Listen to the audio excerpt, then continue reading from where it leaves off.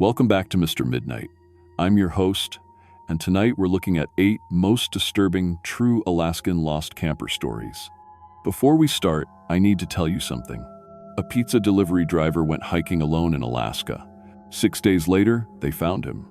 But when the rescue team went back to check his story, the place he described didn't exist. The clearing, with dozens of abandoned tents, the camping gear from missing people, all gone. Like it was never there. And he's not the only one. A bank worker went on a fishing trip with 4 coworkers. She came back alone. The weird part? There's no record her coworkers ever existed. Except she has photos of all 5 of them together. Here's what really scares me. They both heard the same thing. Voices in the woods. Voices of people they knew. Calling their names. But those people were thousands of miles away. If you want to hear more disturbing true stories, hit that subscribe button right now. Because what I'm about to tell you will make you think twice before going camping. So what's really happening in Alaska's wilderness? Why do people keep vanishing? And why can't anyone find proof? Let's find out.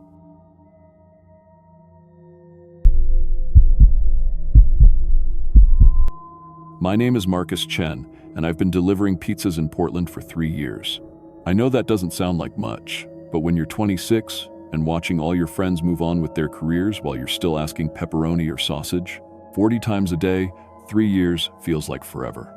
I graduated with a communications degree, but the job market was trash, and pizza delivery paid the bills while I figured things out. Except I never figured anything out. I just got stuck. That's why I decided to hike the Iditarod Trail in Alaska. I figured if I could document something extreme, something real, maybe I could build a following online and escape the delivery driver trap. Adventure content was trending, and I had nothing to lose except the security deposit on my crappy studio apartment. I spent 2 months planning the trip, saving every tip I made. The plan was simple. Fly to Anchorage, hike 100 miles of the historic Iditarod Trail, and document everything for Instagram and TikTok. I bought decent gear with my tax refund, a good tent, sleeping bag, portable charger, GPS watch, the works.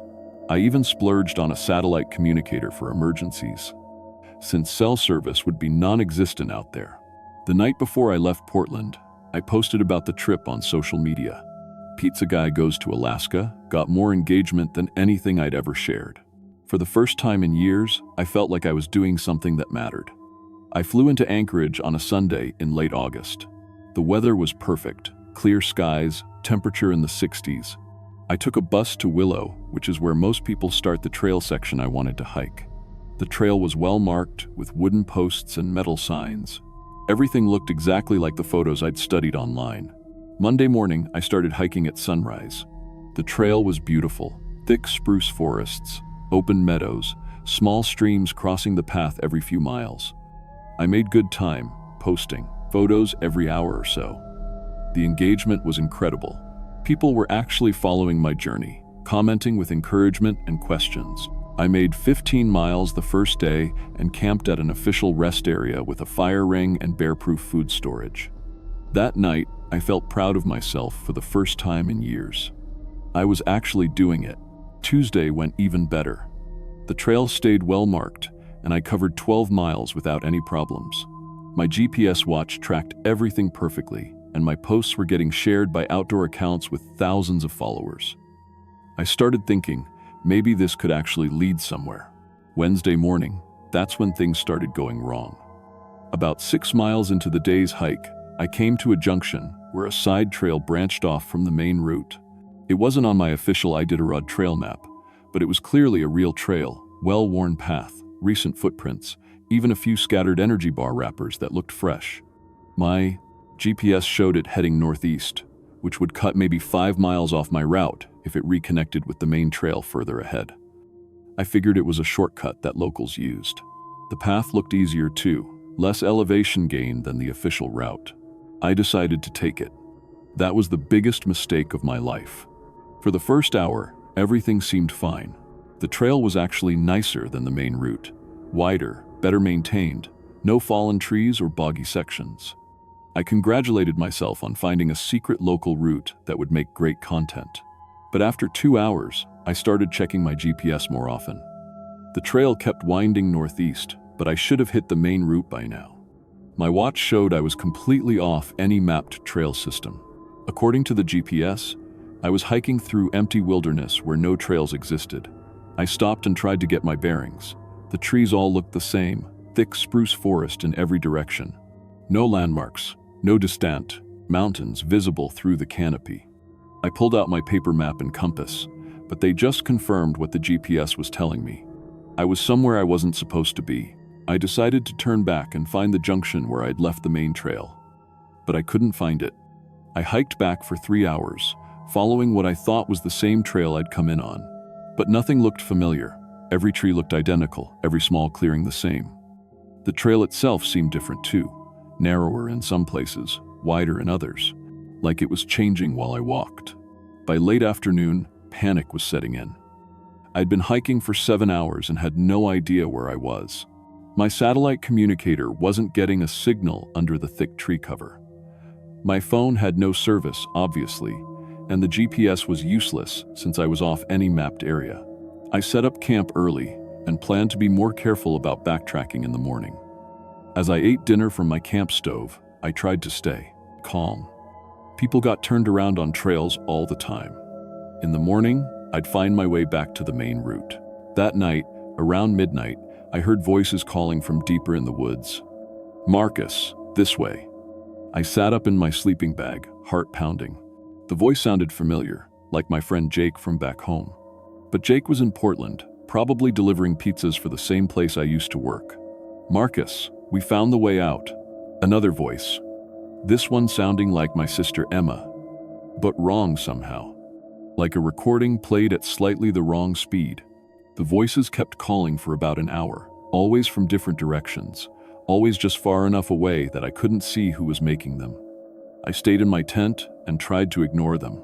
Maybe I was more dehydrated than I thought. Maybe the stress was getting to me. When I woke up Thursday morning, something was wrong with my gear. All my food was organized by color. Energy bars arranged from light to LEC, dark, nuts sorted by type, even my instant meals stacked by the colors on their packaging. My clothes were folded in perfect squares and arranged by size. Everything in my backpack had been reorganized while I slept. I'm a messy person. I always have been. I throw my gear in my pack randomly and dig through it when I need something. I definitely didn't organize anything like this before going to sleep. Someone or something had been in my campsite while I slept. I packed up as fast as I could and started hiking, trying to follow what I hoped was my trail back to the main route. But every tree looked the same.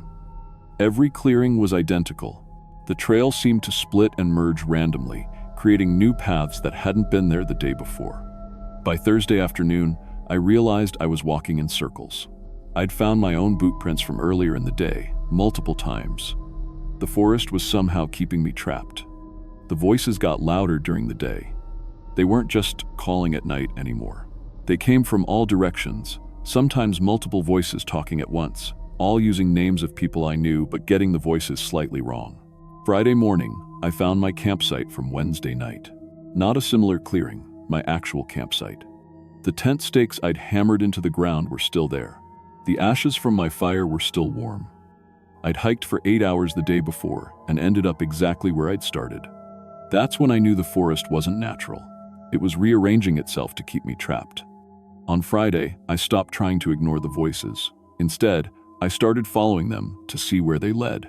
Maybe if I played along, I could figure out what was happening. The voices led me off the trail entirely, through thick underbrush and around massive fallen trees. After about 2 hours of bushwhacking, I came out into a large clearing I'd never seen before. The clearing was full of abandoned campsites. Dozens of them. Tents, backpacks, sleeping bags, camp stoves, all scattered around the clearing like people had just vanished mid-trip. But everything was weathered, covered in months of rain and snow damage. Some of the tents were partially collapsed. Sleeping bags were moldy and torn. I started checking the abandoned gear for identification. In backpacks and tent pockets, I found driver's licenses, credit cards, hiking permits, all from different people. All recent, within the last 3 years. David Martinez from Phoenix, Arizona. Age 34, software engineer. His permit was for a solo backpacking trip on the Iditarod Trail, dated March 2023.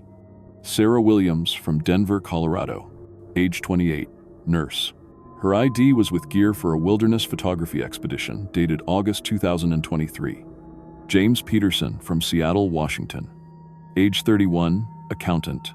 His hiking permit was for the same trail section I'd planned to hike, dated just 6 months ago. 12 different people. All had taken the same shortcut I had followed. All had ended up in the same clearing. None of them had ever made it out. I realized the voices calling from the woods belonged to people who were still trapped here. Or worse, people who had become part of whatever was keeping us here. Saturday morning, I heard my own voice calling from the forest. I was sitting by the cold remains of someone else's campfire when I heard it clearly. "Marcus, this way, we found the way out." It was my voice, exactly as I sounded, but I wasn't speaking. The thing that had taken all the others was now copying me too. I spent Saturday building a signal fire using gear from the abandoned camps. I piled sleeping bags and tent fabric into the biggest fire I could make. The smoke rose high above the forest canopy, thick and black. On Sunday, a rescue helicopter spotted the smoke. I was rescued after 6 days in the woods. The pilot said I'd been reported missing when I didn't check in at the planned waypoint, on the main trail. They'd been searching for 2 days. But here's the thing that still keeps me awake at night. After they flew me out, the pilot radioed back to have a ground team investigate the clearing full of abandoned campsites. When the search and rescue team hiked to the GPS coordinates where they'd found me, there was nothing there except normal forest. No clearing, no abandoned gear, no sign that anyone had ever been there. The forest had cleaned up after itself. I quit my pizza delivery job when I got back to Portland. I couldn't handle driving around alone anymore, couldn't handle being isolated in a car for hours at a time. Now I work at a busy coffee shop downtown, where there are always people around, where I can see the street through big windows. I never posted about what really happened in Alaska. I told everyone I got turned around and dehydrated, that it was a wake-up call to be better prepared. I deleted all the adventure content and went back to posting pictures of latte art. But sometimes, late at night, I still hear voices calling my name. They sound like people I know, but wrong. Like recordings played at the wrong speed. And I know that somewhere in the Alaska wilderness, there's a trail that leads away from the Iditarod route. A trail that looks like a shortcut but isn't. A trail where the forest keeps a collection of people who thought they were adventurous enough to handle the wilderness alone. If you're ever hiking in Alaska, or anywhere really, stick to the main trail. Don't take shortcuts that aren't on the map. Don't follow voices calling your name from the woods. And if you see a trail that looks too good to be true, turn around and walk away. Because some detours don't lead back to where you started. They lead somewhere else entirely, somewhere you can never leave. The forest is still calling my name, and someday, I'm afraid I might be tempted to answer.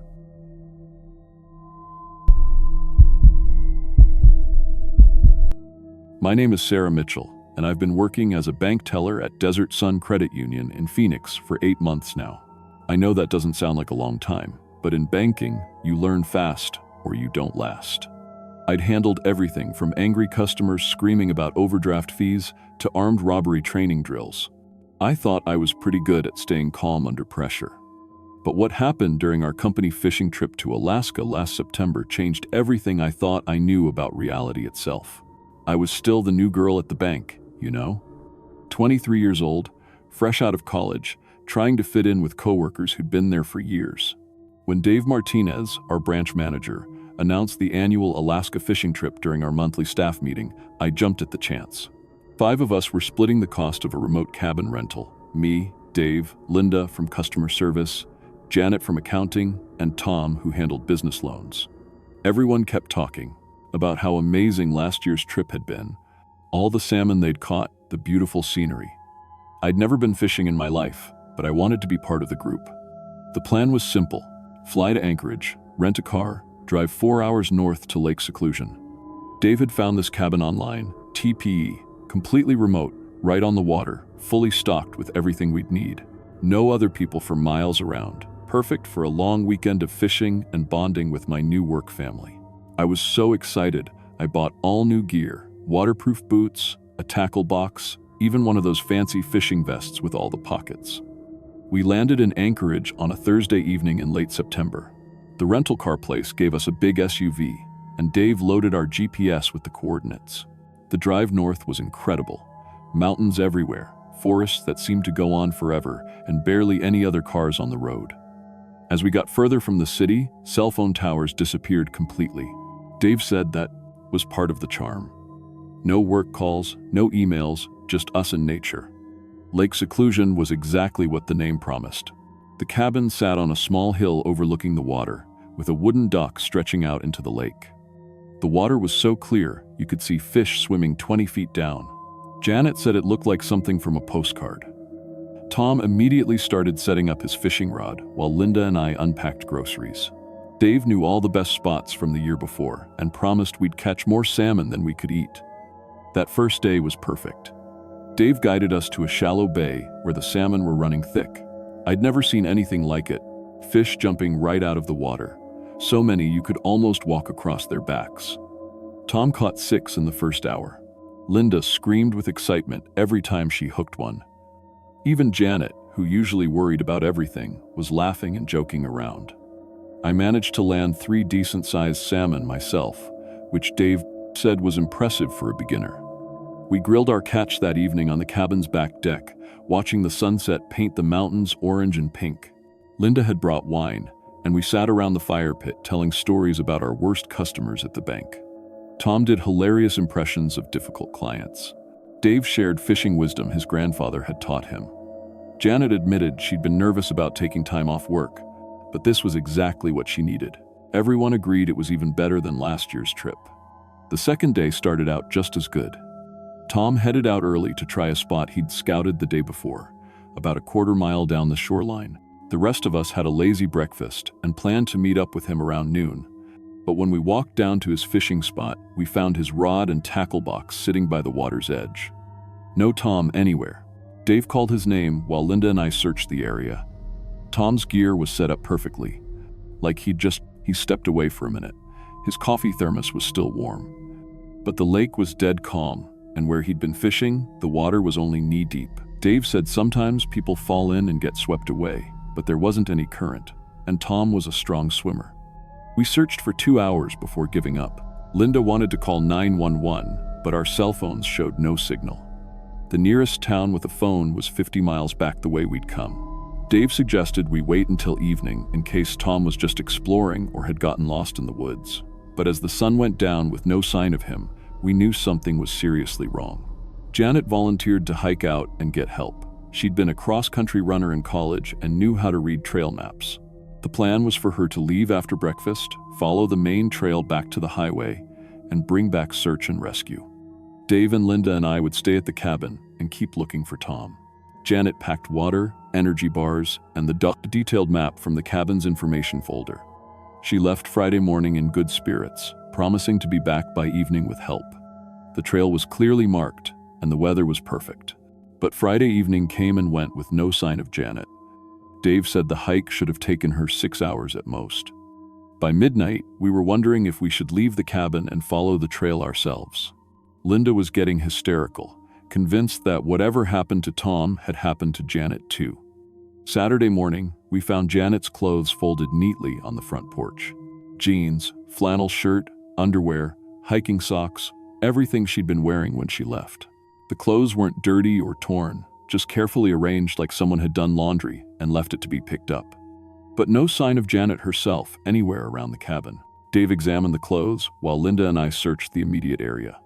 He kept saying that wild animals sometimes do strange things, but this felt deliberate, purposeful, like someone had undressed Janet and arranged her clothes as a message.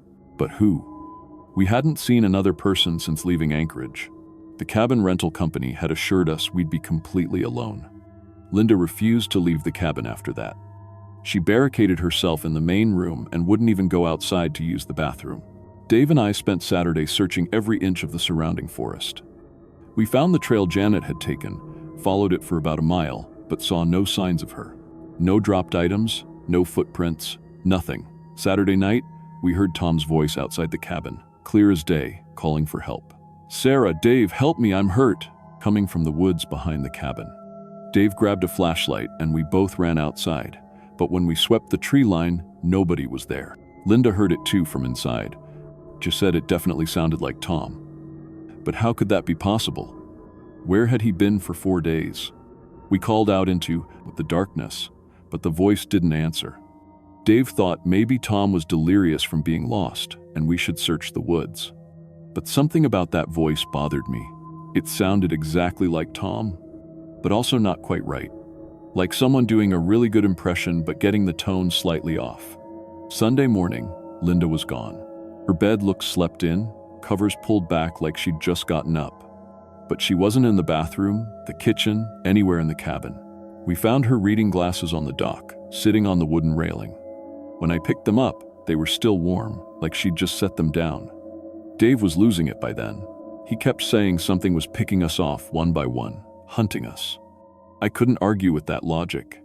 In 4 days, we'd gone from 5 people to 2, with no rational explanation. Dave decided we should pack up and hike out together, forget about waiting for rescue. Whatever was happening at Lake Seclusion, we needed to get away from. We loaded our backpacks Sunday afternoon and started down the trail Janet had taken. I kept looking back at the cabin, feeling like we were being watched. 3 miles in, we found the trail completely blocked by fallen trees. Huge pine trees lying across the path, stacked on top of each other. But these trees had been cut, not fallen naturally. The stumps showed clean saw marks. Dave climbed up on the logs, trying to find a way over or around. The moment he touched the top log, he just disappeared. Not gradually, 1 second he was there. The next second gone. His backpack fell empty to the ground at my feet. I screamed his name, climbed up on the logs myself, but there was nothing. No trace of where Dave had gone. I ran back to the cabin in complete panic. My hands were shaking so bad I could barely unlock the door. Inside, I got the shock of my life. All their stuff was gone. Dave's fishing gear, Linda's wine bottles, Janet's romance novels, Tom's expensive camera, equipment. Like I'd come to Alaska completely alone. I found the guest registration book on the kitchen counter and flipped to our check-in entry. Only my signature was there. No record of Dave Martinez, Linda Chen, Janet Rodriguez, or Tom Williams ever existing. My credit card receipt showed I'd paid for the entire cabin rental myself. According to every piece of evidence, I'd taken this trip alone. That's when I really started losing it. Had I made up my coworkers to cope with being alone in the wilderness? Was I having some kind of psychotic break? I searched through my phone, looking for photos from the trip.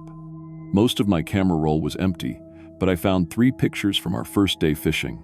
All 5 of us standing on the dock, holding our salmon catch, grinning at the camera. Those photos shouldn't exist if I'd been alone the whole time, but there they were, clear evidence that Dave, Linda, Janet, and Tom had been real. At least at first.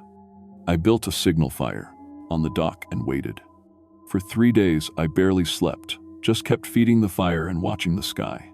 Finally, a fish and game plane spotted the smoke and landed on the lake. The pilot, a friendly guy named Rick, said he'd gotten a distress call about a lone female camper. During the flight back to Anchorage, Rick told me the cabin was registered to me alone. No other names on the rental agreement. When I called my bank from the airport, our HR manager confirmed I'd taken 4 vacation days for a personal trip.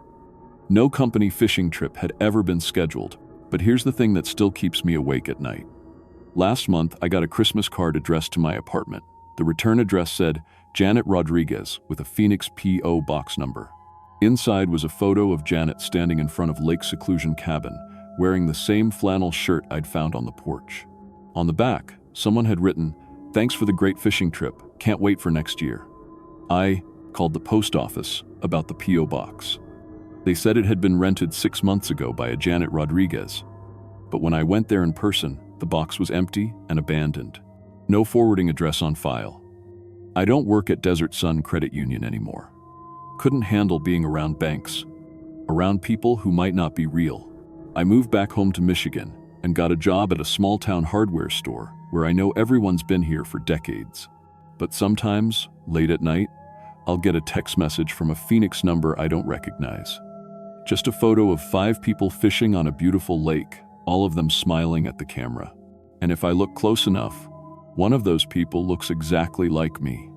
I've never been fishing since that trip. Don't plan to ever go again. But every September, around the anniversary date, I get this urge to drive north, to find lake seclusion again, and figure out what really happened to my coworkers. The rational part of my brain says they never existed in the first place. The terrified part of my brain says they're still up there, waiting for me to come back and join them permanently this time. And honestly, I'm not sure which possibility scares me more.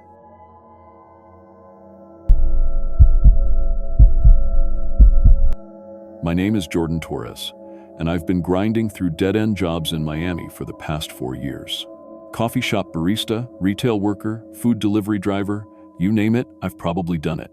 At 22, I was watching all my friends from high school, either in college or landing decent jobs, while I was still asking people if they wanted whipped cream on their latte. The rent kept going up, my tips kept going down, and honestly, I was getting desperate for any way out of this endless cycle. That's when the 30 Days Wild Challenge exploded across every social media platform. If you missed it, lucky you. It was this viral survival challenge where regular people would spend a full month alone in the wilderness, completely cut off from civilization. The prize was life-changing. $100,000 cash, plus instant social media fame from Wildstream, the app sponsoring the whole thing. Winners were getting book deals, brand partnerships, the works. For someone like me, stuck making minimum wage and living paycheck to paycheck, it felt like my only shot at actually changing my life. The application process was surprisingly easy. Upload a short video explaining why you wanted to participate, pass a basic physical exam, and sign about 50 pages of legal waivers. Wildstream would provide all the basic survival gear and fly you to some remote location in Alaska. The catch? Everything was live-streamed 24/7 to thousands of viewers who could interact with you through the app. They could send messages, vote on challenges, and even pay to send survival tips that would pop up on your phone screen. It was like reality TV meets social media meets Hunger Games, except supposedly nobody died. I figured, how hard could it be? I'd been camping before. I'd watched every survival show on Netflix. Plus, I was young, broke, and honestly, had nothing left to lose. My manager at the coffee shop was this middle-aged guy who seemed to take personal pleasure in reminding us how replaceable we were. My apartment was a studio that cost 60% of my income and had roaches. My dating life was non-existent because who wants to swipe right on barista with no car and 3 roommates? So when Wildstream accepted my application, I put in my 2 weeks' notice and didn't look back. The flight to Alaska was the nicest thing that had happened to me in years. First-class seat, decent food, and for the first time in months, I felt like maybe I was finally doing something that could change everything. The Wildstream production assistant who met me at the airport was this bubbly girl named Casey, who kept calling me talent and going over the rules one more time. The setup was pretty straightforward. I'd be dropped at a predetermined location with basic camping gear, tent, sleeping bag, water purification tablets, some fishing line, and a small hatchet. The most important piece of equipment was my phone, which was in a waterproof, solar-powered case that would keep it charged indefinitely. This phone was my lifeline to the outside world and the key to winning. It would live stream everything 24/7, receive messages from viewers, and track my location so they could send help if something went really wrong. The location they chose was absolutely gorgeous. Dense pine forest surrounding this pristine lake that looked like something from a postcard. The trees were huge, probably hundreds of years old, and the air smelled clean in a way that doesn't exist in Miami. When the helicopter dropped me off, I actually felt excited for the first time in months. The pilot wished me luck, handed me my gear, and then I was alone with just the sound of rotor blades fading into the distance. Setting up camp was easier than I expected. The tent went up without any issues, and I managed to get a small fire going using the techniques I'd learned from YouTube videos. By the time the sun started setting, I had my shelter sorted, my water supply figured out, and I was already getting messages from viewers who'd found my stream. The chat feature was addictive from day one. When I started, I had maybe 50 followers total across all my social media accounts. But by the end of my first week in the wilderness, over 5,000 people were watching my stream regularly. They'd send messages throughout the day, some encouraging, some giving advice, some just goofing around. It felt amazing to have thousands of people actually paying attention to what I was doing and saying. Great job with the fish trap. You should move your fire closer to the water. Love your positive attitude. The messages were mostly supportive, and some viewers were even sending paid tips that would help me win the challenge. Everything felt perfect. I was good at this survival stuff. My follower count was growing exponentially, and for the first time in years, I felt like I was actually good at something that mattered. But during the second week, things started getting weird. The messages from viewers became oddly specific about my campsite. People were claiming they could see things in my videos that I wasn't noticing. Check behind the big pine tree, something moved. Did you put those rocks in that pattern? There's someone in your shelter footage from last night. I figured they were just trying to create fake drama for entertainment. Social media thrives on conflict and mystery, right? But when I actually went to check behind the big pine tree, they kept mentioning, I found this perfect circle of stones that I definitely hadn't arranged. Each stone was exactly the same size and color, placed with mathematical precision. It was the kind of thing that would take hours to create, and I'd been live streaming the entire time. When had this happened? Then I started finding carved symbols on trees around my camp. Not random scratches, deliberate symbols that looked almost like letters or numbers, but in no language I recognized. They were fresh too, like someone had carved them recently. But I was completely alone, miles from any civilization, and the viewers would have seen anyone approaching my campsite. The chat was going crazy about these discoveries. Finally, some real mystery. This is getting good. Jordan, you need to investigate more. My viewer count jumped to over 15,000 as people shared my stream with friends. The attention was intoxicating, and I convinced myself that maybe I was just overthinking things. Maybe I had arranged those rocks and forgotten. Maybe the tree markings were old and I just hadn't noticed them before. But then the viewers started describing conversations I was apparently having. Love how you're getting along with the other campers. The tall guy seems really helpful. Are you going to share dinner with them tonight? Other campers? I was completely alone. I'd been alone for 2 weeks, but when I read these comments out loud on stream, asking what they meant, the chat exploded with responses. Dude, you've been talking to 3 people for like an hour. The blonde girl is sitting right next to your fire. How can you not see them? They're right there. That night, I did something I'd been avoiding. I reviewed my own footage. The app saved everything automatically, so I could scroll back through days of content. What I saw made my blood go cold.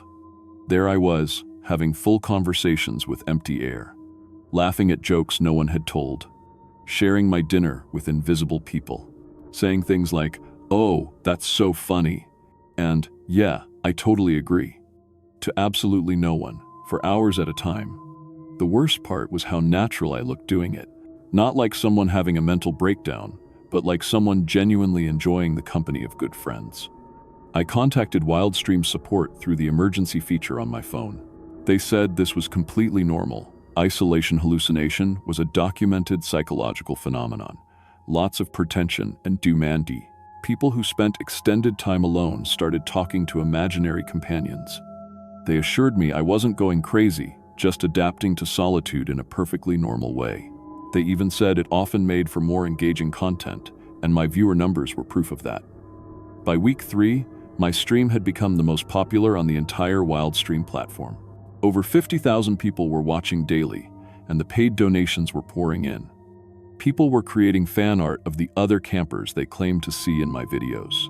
They'd named them Alex, the tall guy with dark hair, Maya, the blonde girl with the bright smile, and Chris, the quiet one who apparently gave great survival advice. The viewers had created entire backstories for these people. They talked about their personalities, their relationship dynamics, even shipped some of them romantically. It was like I was accidentally starring in some weird interactive reality show where the audience was writing the script. And then, during a live stream in my 3rd week, I saw them too. It happened gradually, like adjusting to darkness or bright light. I was building up my fire for the evening when I noticed someone sitting across from me. Guy around my age with dark hair and hiking gear that looked a few years old but well maintained. He was just there, as solid and real as anything else in my camp. "Hey Jordan," he said, like we'd been talking for hours. "Fire looks good tonight." I should have been terrified. I should have run or called for help or at least questioned my sanity.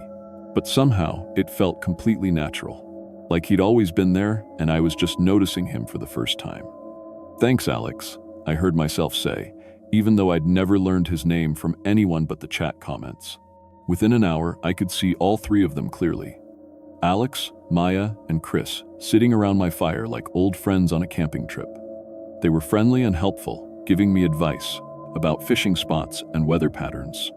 They seemed to know the area incredibly well and were excited to finally have someone new to talk to. The chat was celebrating that I could finally see everyone properly. Like this was the most natural development in the world. The only thing that felt off was how cold they were to the touch. When Maya handed me a piece of firewood, her fingers were like ice. When Chris patted my shoulder after I caught a particularly nice fish, it felt like being touched by winter itself.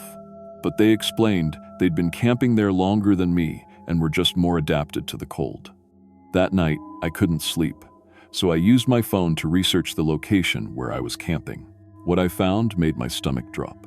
In 2019, a small charter plane carrying 4 college students on a hiking trip had crashed in this exact area. The pilot and 1 passenger died on impact, but 3 passengers, Alex Morrison, Maya Chen, and Chris Daniels, had survived the initial crash. Search and rescue teams found evidence that they'd lived for several days after the crash, but their bodies were never recovered. They were presumed dead after 2 weeks of searching, lost somewhere in the vast Alaskan wilderness. The other campers matched their descriptions perfectly. Alex, 21, dark hair, environmental science major. Maya, 20, blonde, pre-med student known for her infectious smile. Chris, 22, quiet engineering student who loved the outdoors. They'd been dead for over 3 years. When I showed the article to the livestream chat, expecting them to be shocked, the response was completely different than what I anticipated. "Oh my God, you finally figured it out. We've been trying to tell you for weeks. They've been so lonely up there. This is the best stream ever." The viewers had known. They'd been watching these spirits through my camera for weeks before I could see them myself. To the audience, I wasn't going crazy. I was finally catching up to what they'd been experiencing all along. I tried to pack up my gear that night, but Alex, Maya, and Chris begged me to stay. They said they'd been alone for so long that I was the first person who'd been able to see them in years. The viewers were donating incredible amounts of money, over $50,000 in a single day, with messages begging me not to leave. "Please don't abandon them. They need you. You're their connection to the living world." And honestly, leaving felt wrong. These 3 people had died young, alone, and forgotten. I was the bridge between them and a world that could finally acknowledge their existence. The chat treated them like beloved characters in a show, creating art, writing stories, celebrating their personalities. Through my stream, they had thousands of people who cared about them again. But during my 4th week, I started noticing changes in myself that went beyond normal isolation effects. My appetite disappeared, almost entirely. Food tasted like ash, and I could go entire days without feeling hungry. My skin was getting pale despite spending weeks outdoors, and I was sleeping 12 to 14 hours a day, but still feeling exhausted. The chat noticed too, but their comments were encouraging rather than concerned. "Jordan's finally adapting. You're becoming one of them. This transformation is incredible to watch." Alex, Maya, and Chris were teaching me things that didn't make sense. How to stay warm without building a fire. How to find energy without eating food. How to exist in the space between life and death, the way they'd been doing since 2019. They said I was special, that most people couldn't make this transition, but I was strong enough to join them permanently. The rescue helicopter came on day 30, right on schedule. I heard it approaching from miles away and felt this overwhelming urge to hide. Not from fear, but from the knowledge that leaving would break something important. Alex, Maya, and Chris needed me to stay. The viewers needed me to stay. And honestly, I needed to stay too. The regular world felt distant and unimportant compared to this perfect, cold existence I'd found. I hid in the forest until the helicopter left without me. My stream is still running. Over 100,000 people watch daily now, more than any reality show on traditional TV. The chat is more active than ever, with viewers from around the world tuning in to watch me and my 3 companions exist in our eternal camping trip. The donations have topped $200,000, though I'm not sure what money means to me anymore. Sometimes I catch my reflection in the lake water, and my skin looks translucent. My breath creates frost clouds, even on warm days. I don't feel hunger or thirst or loneliness anymore, just this perfect, cold contentment. The stream analytics show it was last updated 127 days ago, but that doesn't feel right. Time works differently here. My family has been posting missing person reports on social media, but those feel like they're about someone else, someone I used to be. The comments keep coming. Best stream ever. Please never end this. Jordan's found where they belong. And they're right.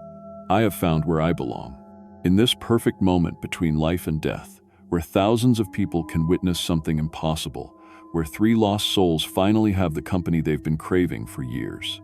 If you're thinking about trying a challenge like this, just remember, some bridges can't be uncrossed, some live streams never end, and some audiences will never let you leave, no matter how much you want to go home.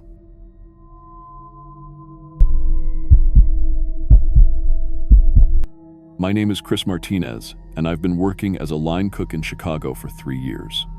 Started at Romano's Kitchen right out of high school, worked my way up from dishwasher to the grill station. It's not glamorous work, 12-hour shifts, burns on my arms, constantly moving in a hot kitchen, but I was good at it. Could handle the dinner rush when orders backed up and the head chef started screaming. My coworkers respected me, and I had plans to maybe open my own place someday. But there was always this voice in my head telling me I was soft, that I'd never done anything really hard. All my friends from school were off at college or traveling, posting pictures from around the world. Meanwhile, I was flipping burgers and making pasta every single day. Don't get me wrong, I loved cooking, but I needed to prove to myself that I could handle something bigger, something that would test me. That's why I decided to go hiking in Alaska. I'd been saving money for 2 years, researching trails, buying gear. Settled on a week-long solo trek through the Chugach Mountains outside Anchorage. It wasn't the hardest trail in Alaska, but it was remote enough to be challenging, perfect for what I wanted to prove to myself. I bought all the right equipment, TTTS, detailed topographic maps, emergency beacon, cold weather gear, studied those maps for weeks until I could navigate the trail with my eyes closed. My plan was simple. Follow the marked trail for 7 days, camp at designated spots, then catch my flight home. Easy. The first day went perfect. Weather was clear, trail was well marked, and I felt amazing, like I was finally doing something important instead of just standing over a hot stove all day. I made good time to my first campsite and slept better than I had in months. Everything went wrong on day 2. I woke up to gray clouds moving in fast from the north. The weather report had called for clear skies all week, but Alaska doesn't care about weather reports. By noon, snow was falling hard enough that I couldn't see 10 feet ahead. The trail markers disappeared under fresh powder, and my GPS started acting weird. At first, it just showed my location jumping around a little bit. No big deal. Electronics get glitchy in cold weather. But then the screen started flickering, showing error messages I'd never seen before. By 2 in the afternoon, it was completely dead. The cold had killed the battery, even though it was supposed to be rated for these temperatures. I tried to keep following what I thought was the trail, but the snow was coming down so hard that I lost it completely. Every direction looked the same, just white trees and white ground under a white sky. I pulled out my paper maps and compass, but reading them in a blizzard while wearing thick gloves was almost impossible. I wandered for hours, getting more and more turned around. My water bottle started freezing despite being inside my jacket. The cold was seeping through my expensive gear like it was made of paper. This wasn't like the controlled chaos of a busy kitchen. This was real danger, and I was completely out of my depth. Then I saw the smoke. It was rising from a valley maybe a mile below me, a thin black line against all that white. Signal fire. Had to be park rangers or other hikers. Someone with shelter and warmth and maybe a working radio to call for help. I practically ran down that hillside, slipping on rocks hidden under the snow.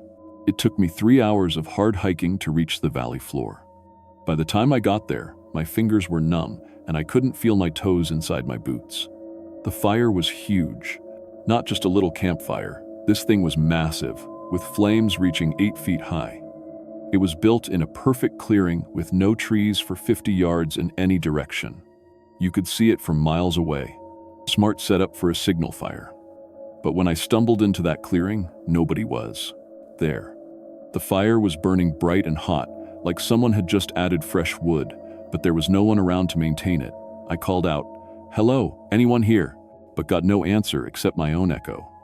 That's when I started noticing how weird everything was. The fire wasn't just big, it was arranged too perfectly. The logs were placed with mathematical precision, each one exactly the same distance from the center. The flames were burning evenly all around, which shouldn't happen naturally. Fires have hot spots and cold spots, but this one looked like something out of a textbook, and it had been burning bright despite no one adding fuel for what must have been hours. Near the fire, I found camping gear, lots of it. Expensive stuff, high-end tents, sleeping bags that cost more than I made in a week, cooking equipment that looked like it came straight from an outdoor store. Everything was arranged in perfect rows, sorted by type and color.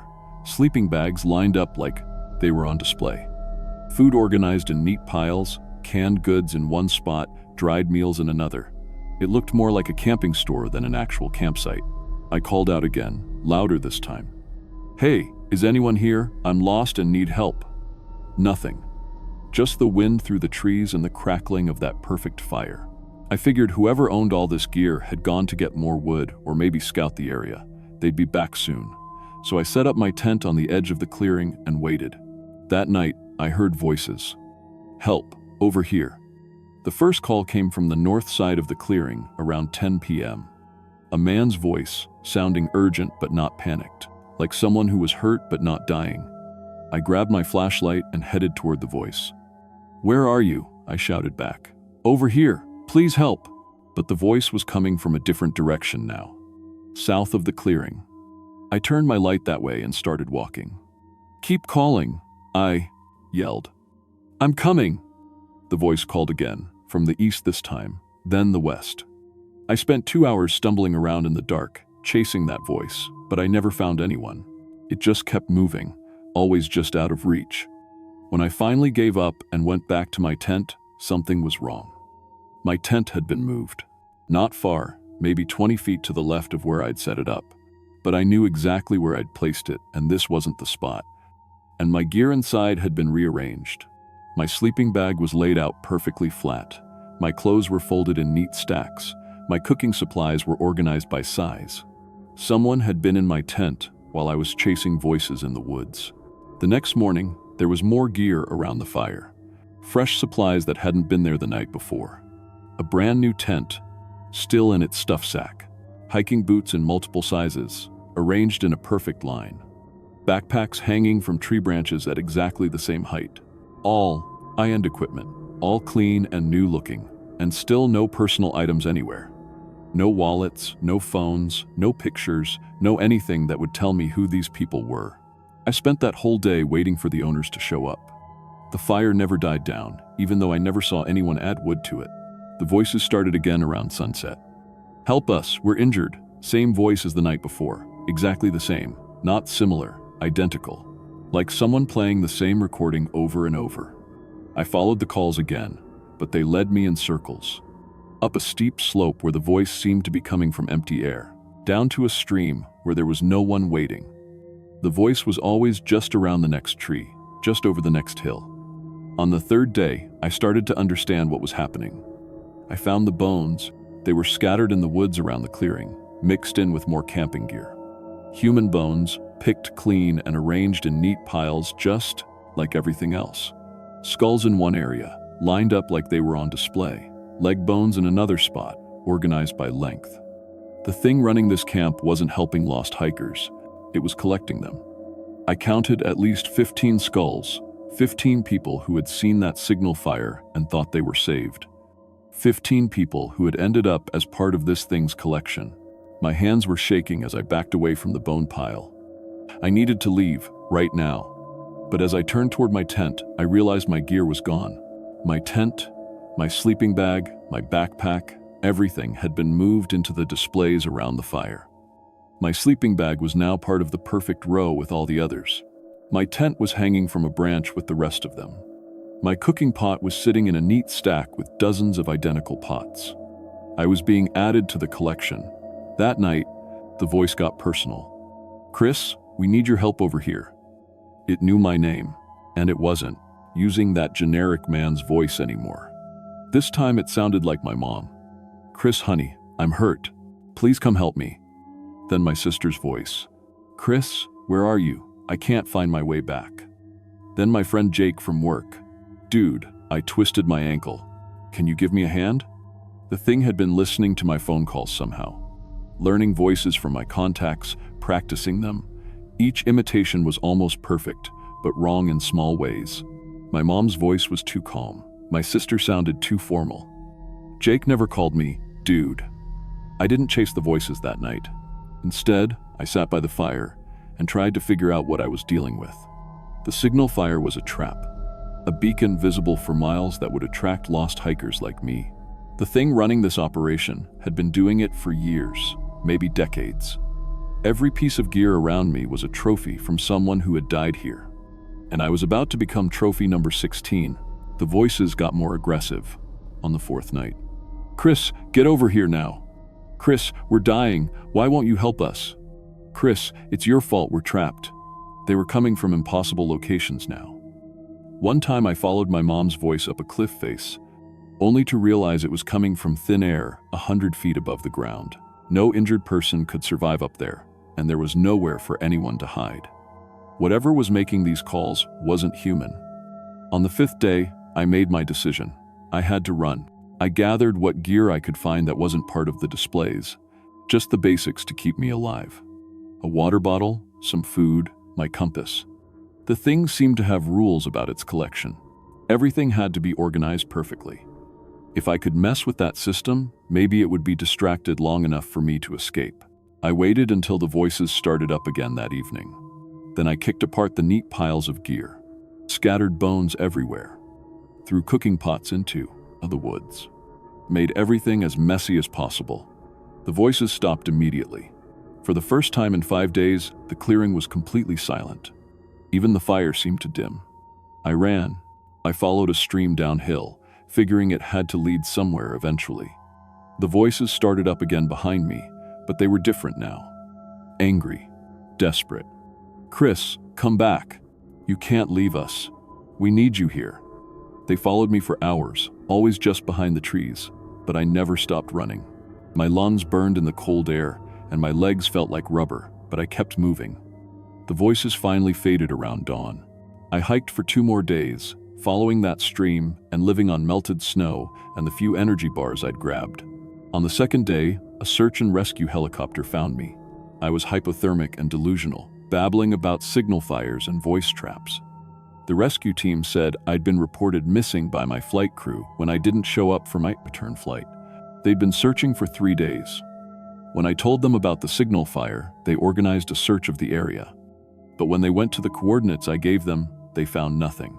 Just a burned-out clearing with some old charcoal stains on the ground. No camping equipment, no bones, no evidence that anyone had ever been there. The official report said I'd suffered exposure-induced hallucinations. Hypothermia can make you see and hear things that aren't there. Case closed. But I know what I saw, and I know those voices were real. I never went hiking alone again. Hell, I barely left Chicago for 2 years after that. I'm back in the kitchen now, working at a different restaurant. The heat and noise and controlled chaos feel safe compared to the silence of those mountains. But sometimes, late at night when the kitchen is closed and I'm walking to my car, I hear voices calling my name from empty alleys. And I run, every time. If you're planning a hiking trip in Alaska or anywhere remote, pay attention to signal fires. If you see smoke rising from a perfect clearing, if the fire looks too organized, if there's expensive gear arranged like a store display, don't go down there. Some signals aren't meant to save you. They're meant to collect you.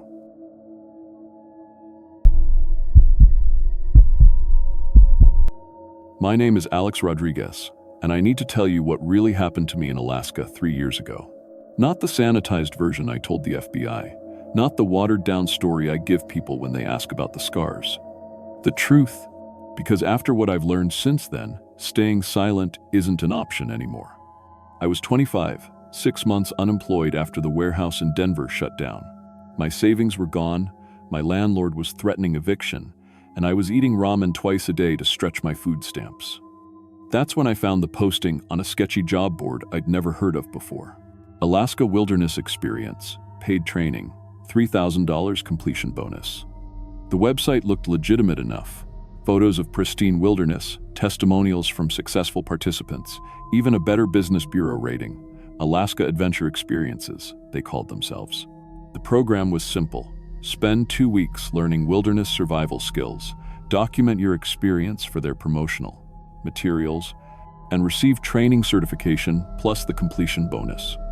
What sold me was a video testimonial from a guy named Mike Torres from Dallas. He looked just like me, young, desperate, working class. He talked about how the program had changed his life, how he'd gone from unemployed to making good money as a wilderness guide. I should have noticed that Mike's eyes never quite looked at the camera. Should have noticed how his hands shook slightly when he talked. You should have noticed that the timestamp on the video was from 8 months ago, but Mike looked like he'd aged years. But when you're desperate, you don't see red flags. You see lifelines. The company paid for my flight to Fairbanks and arranged pickup from the airport. The driver, Dave, was exactly what you'd expect. Dave, flannel shirt, weathered hands, easy smile. He chatted about Alaska wildlife during the 3-hour drive into the wilderness, sharing stories about bear encounters and northern lights. "You picked a good time of year," he said as my cell signal faded to nothing. "Late October, the animals are getting ready for winter. Makes them interesting to watch." The base camp was smaller than I'd expected. 5 wooden buildings clustered around a central fire pit, surrounded by dense forest that seemed to swallow sound. A hand-painted sign read, "Alaska Adventure Experiences, Mile 127. I met the other participants around the fire that first night. Jenny from Ohio, laid off from a factory job. Mark from California, fresh out of college with no prospects. Sarah from Georgia, a teacher looking for adventure. David from Florida, recently divorced and starting over. 6 of us total, all broke, all desperate, all grateful for this unexpected opportunity. The program coordinator was a man named Rick Patterson, mid-40s, built like someone who'd spent his life outdoors, with pale blue eyes that seemed to catalog everything they saw. He laid out the program over dinner, 2 weeks of intensive wilderness survival training, with participants documenting their experiences through daily video journals. "The footage becomes part of our promotional materials," Rick explained. "That's how we keep costs low and can afford to pay participants. Your experiences help us recruit future groups." He handed each of us a small video camera and a journal.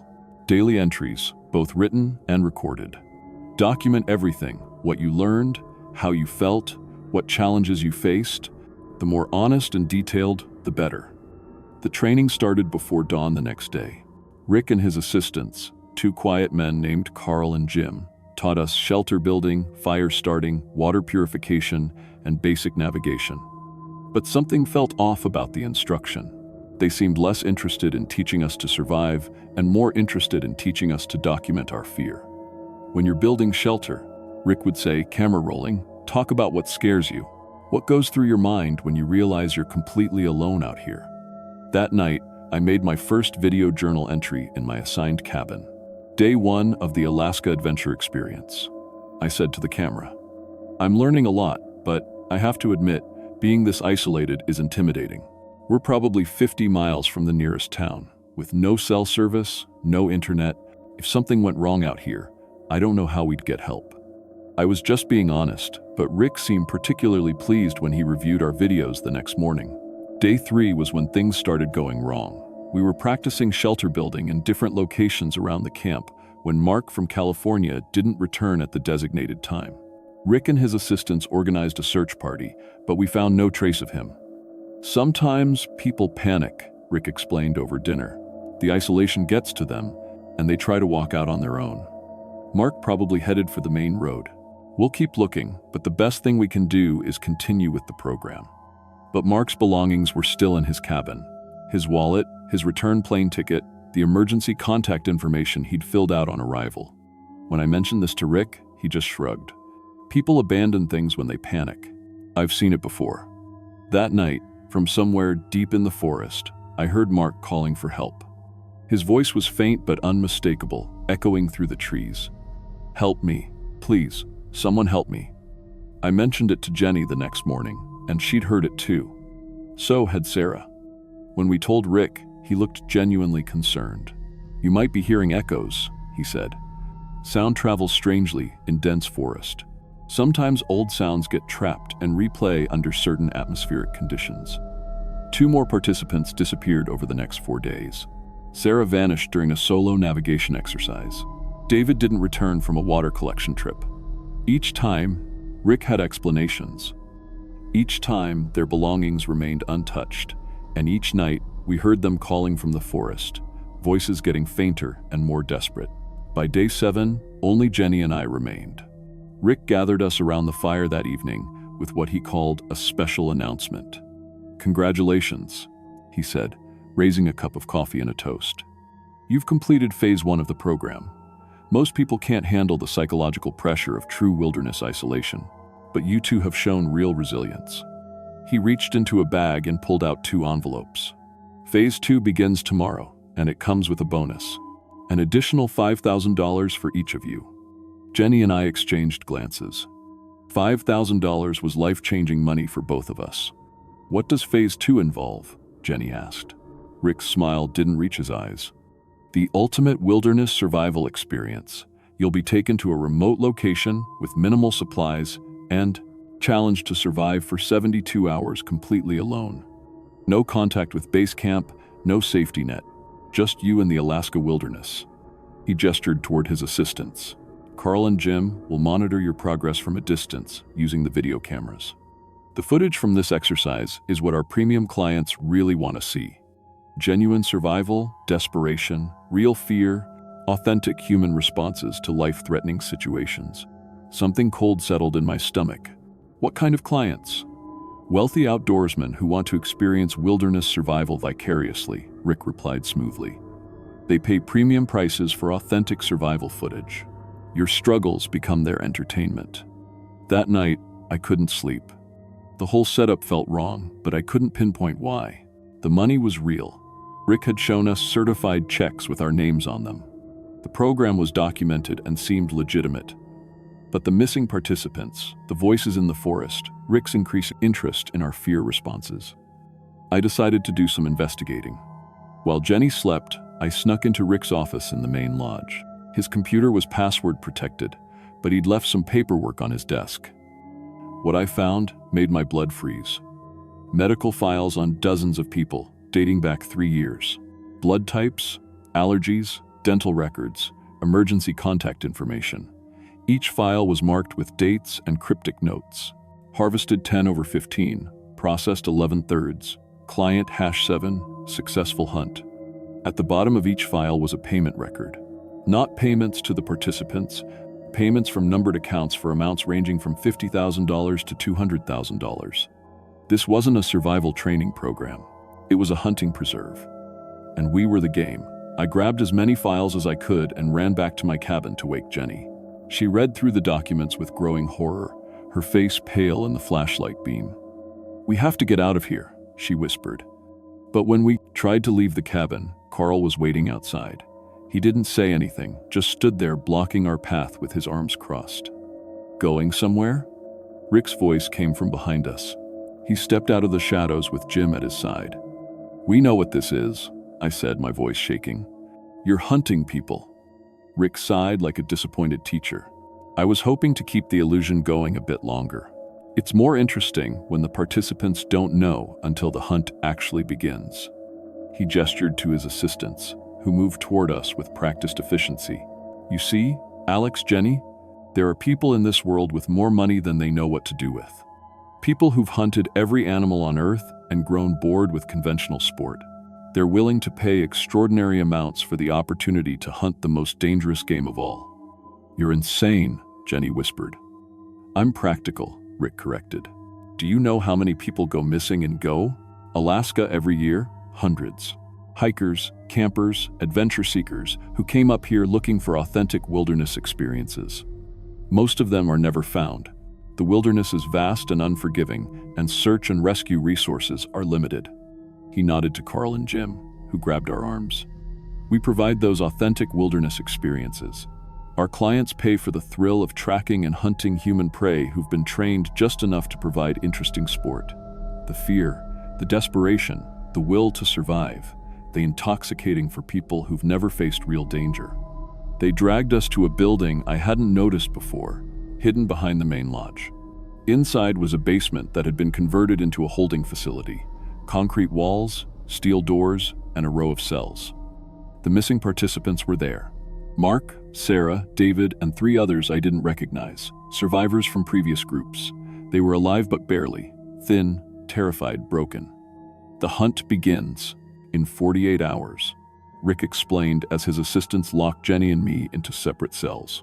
"You'll be released into a designated hunting area with basic supplies, water, a small amount of food, maybe a knife. Our clients will track you using traditional methods. No high-tech equipment, no unfair advantages, just primitive hunting skills versus your will to survive." He leaned closer to my cell door. "The good news is that some people have survived. Not many, but a few. They're kept as staff now, helping to recruit and process new groups. It's not a terrible life if you can accept your circumstances." "How long have you been doing this?" I asked. 8 years, Rick replied proudly. "Started small, I helped everyone like just local homeless people who wouldn't be missed. But we discovered that desperate job seekers make better prey. They're healthier, more resourceful, more interesting to hunt. The clients are willing to pay premium prices for college graduates and skilled workers." He walked away, leaving us in the darkness with our terror. The next 48 hours were the longest of my life. The other prisoners told me about the hunts, how the clients dressed in camouflage and used bows, rifles, even primitive weapons. How they treated it like a safari, taking trophies and photos. How few people ever made it out of the hunting area alive. Mark from Dallas, IPS, the same Mike from the promotional video, was barely coherent. He'd survived 2 hunts somehow, but the psychological trauma had broken something fundamental in him. "They like the runners," he mumbled. "The ones who run and hide give them better sport. But if you fight back, if you turn predator instead of prey, they get angry. They want victims, not threats." When the time came, Rick's assistants loaded all of us into a truck and drove deeper into the wilderness than I'd ever imagined possible. The hunting area was a valley surrounded by mountains, with no roads in or out. They gave each of us a backpack, containing water for 2 days, some energy bars, a knife, and a whistle. The hunting period lasts 72 hours. Rick announced as 3 expensive SUVs pulled up nearby. Wealthy men in hunting gear emerged, checking their weapons and adjusting their equipment. "Survive that long, and you'll be returned to holding until the next hunt. Get caught." He shrugged. One of the clients, a man in his 60s wearing $1,000 hunting gear, looked us over like we were livestock. "This group looks promising," he said to Rick. "Young, healthy, probably athletic, should provide good sport." "We screen them carefully," Rick replied. "Only the most resourceful individuals make it to hunting phase." They released us at dawn, giving us a 30-minute head start before the hunt began. Most of the group scattered immediately, running in different directions into the wilderness. But I remembered what Mark had said about turning predator instead of prey. Instead of running, I waited. I hid near the release point and watched as the clients began their hunt. They moved like experienced hunters, working in pairs, communicating with hand signals, but they were hunting humans who they expected to run and hide, not humans who might fight back. I followed the youngest client, a man probably in his 40s who'd separated from the others. He was tracking Sarah's footprints through the mud near a stream, completely focused on his prey. He never saw me coming. The knife went into his back before he could make a sound. I took his rifle, his ammunition, his radio, and his GPS device. For the first time since arriving in Alaska, I felt like I had some control. The radio crackled with confused voices as the other clients tried to locate their missing partner. I used the GPS to identify their positions and began hunting the hunters. What followed was the longest day of my life. I killed 2 more clients using their own weapons and tactics against them. The remaining hunters and Rick's assistants realized something had gone wrong when their partners stopped responding to radio calls. By the second night, the dynamic had completely reversed. They were the ones running and hiding while I tracked them through the wilderness. The psychological tables had turned, and they didn't know how to handle being prey instead of predators. I found Jenny on the morning of the third day, hiding in a cave system on the far side of the valley. She'd managed to evade capture, but barely. Together, we used the stolen GPS and radio to locate Rick's base camp and call for help on the emergency frequency. The Alaska State Troopers arrived by helicopter 6 hours later, led by Sergeant Morrison. What they found was a crime scene that made national news for weeks. The holding facility, the hunting equipment, the bodies of clients and staff scattered across the valley. Rick and his remaining assistants had fled when they realized the hunt had gone wrong, but they didn't get far. The FBI tracked them down within 72 hours, along with financial records linking them to wealthy clients across the country who'd participated in previous hunts. The trial lasted 8 months. Dozens of victims were identified from the files we'd found, though many bodies were never recovered. Rick got life without parole. His assistants got similar sentences.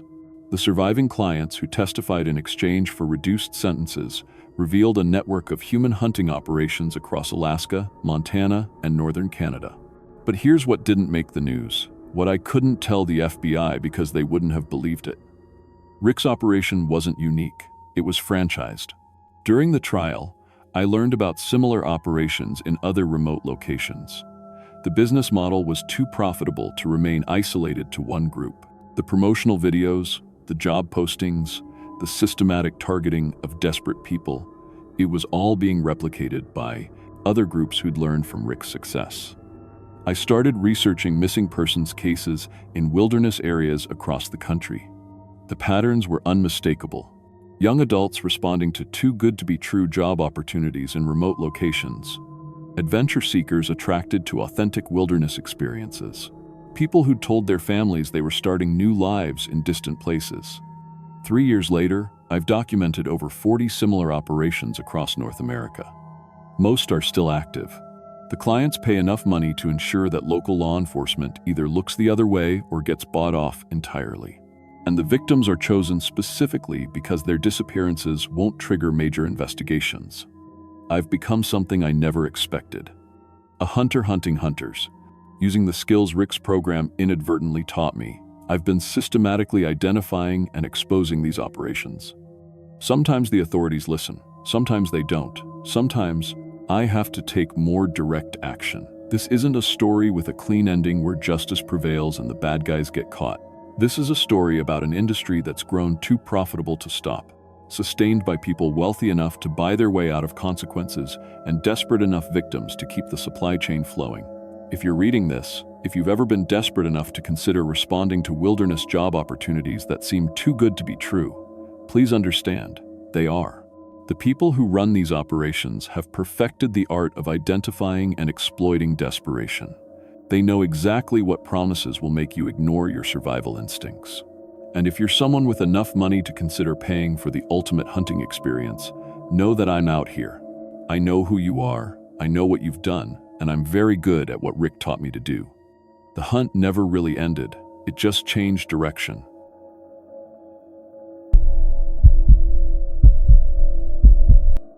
My name is Tyler Morrison, and I need to tell someone what really happened in Alaska before I lose my nerve. This isn't some campfire story. This is my official statement to document what the authorities refuse to acknowledge. I was 24, working as a diesel mechanic at Morrison & Sons Garage in Detroit. Yeah, same last name. My old man started the place in 1987, and I was supposed to take over someday. I had this thing about fixing broken engines that nobody else could figure out. Give me a blown transmission or a seized motor, and I'd work on it like solving a puzzle until my hands were black and my back was screaming. My dad always said I had the touch, could diagnose problems just by listening to how an engine breathed. But machines weren't my only addiction. Started gambling when I turned 21, just scratchers and Lions games at first. Then I discovered online poker, and that's when everything went sideways. See, I had this same obsessive personality that made me good with engines, but with cards it was poison. I'd stay up until 4 a.m. chasing losses, telling myself the next hand would fix everything. By February 2024, I owed Marco Torino 15 grand. Marco ran book out of a pizza place on 8 Mile, and he wasn't patient about collections. After he sent Vince and Tommy to talk to me, left me with 2 cracked ribs and a clear message, I knew I had maybe a week before they came back with more than words. I liquidated everything. Sold my tools, cashed my last paycheck, even pawned my dad's watch. Bought a one-way ticket to Fairbanks and told everyone I was taking a mental health break. Alaska seemed far enough from Detroit that Marco's reach wouldn't extend there. At REI in Fairbanks, this clerk named Danny helped me pick out camping gear. When I explained I wanted true isolation, somewhere nobody would accidentally stumble across my camp, his face got weird. "You sure about that?" he asked, fidgeting with his name tag. "There's places up here that, well, people go missing." "Perfect," I said. "That's exactly what I need." Danny drew me a map to something called Hunger Creek Valley, about 80 miles northeast. Said I'd need to hike 12 miles from the end of logging road 47 to reach the entrance. "Why is it called Hunger Creek?" I asked. Danny wouldn't meet my eyes. Old prospector named it back in 1952. Said the place made him hungry. Hungry in ways that weren't natural. The hike nearly killed me. I'm strong from years of wrestling transmissions, but hiking with a full pack through dense forest pushed me to my limits. Took me 2 days, camping once along the trail. By the time I reached the valley entrance, I was exhausted, dehydrated, and questioning my life choices. The valley was beautiful in that untouched way Alaska specializes in, maybe 3 miles long, half a mile wide, with steep walls covered in massive spruces. A clear stream ran down the center, and the silence was absolute ever. No bird sounds, no insect buzz, nothing. But there was this smell. Sweet and rotten, like meat left in the sun. It was strongest near the entrance, so I followed the creek deeper until the air cleared. I made camp near a bend where the stream pooled, about a mile from the entrance. Perfect spot, revise, fresh water, level ground, good sightlines. As I set up my tent, I felt this weird satisfaction, like I was finally solving a problem that had been bothering me for years. That first night, I heard sounds from up on the ridge walls. Not animal sounds, human sounds trying to be animal sounds. Like someone imitating wolf howls but getting the rhythm wrong. It would come from different directions, sometimes overlapping, like multiple people were coordinating. I told myself it was stress, exhaustion, maybe some kind of echo effect, but I kept my camp hatchet close. Second morning, I decided to explore and maybe catch some trout for breakfast. That's when I found the bones. They were everywhere around my campsite, partially hidden under forest debris. Human bones, completely clean, arranged in deliberate patterns. Skulls stacked like a pyramid, long bones sorted by size and bundled with what looked like sinew. Ribs laid out in perfect geometric patterns. I've gutted plenty of deer with my dad, so I know bones. But this was different. These weren't scattered by scavengers. They'd been placed with surgical precision. And there were too many. Based on the skull count, maybe 15 different people. Every bone had teeth marks. Not from bears or wolves. These were precise, methodical gnaw marks, like something had carefully stripped every scrap of meat. My hands were shaking as I examined the arrangement. Some bones looked decades old, bleached white by weather. Others were newer, still stained with what might have been blood. I found a Casio watch still running, tangled in a rib cage. The date read March 15th of D, just 2 weeks ago. That night, the sounds got closer. I could see reflection in my firelight, eyes that were too high off the ground, like whatever was watching stood 8 feet tall. I grabbed my flashlight and swept the tree line. That's when it stepped into the light. It had been human once. The basic framework was there, bipedal, 2 arms, 1 head. But everything was wrong. Stretched. Its arms hung past its knees, fingers elongated like spider legs. The skin was gray and loose, hanging in folds like an empty suit. But the worst part was its face, still recognizably human, but hollowed out. Cheeks sunken so deep the bones showed. Eyes that were just black holes. And when it opened its mouth, I saw broken human teeth mixed with what looked like jewelry, rings and earrings threaded on its tongue like trophies. It studied me for maybe 10 minutes without moving. Then it opened that horrible mouth and spoke in a woman's voice. So hungry, so very hungry. It started walking around my camp in Folsis, a perfect circle, never breaking eye contact.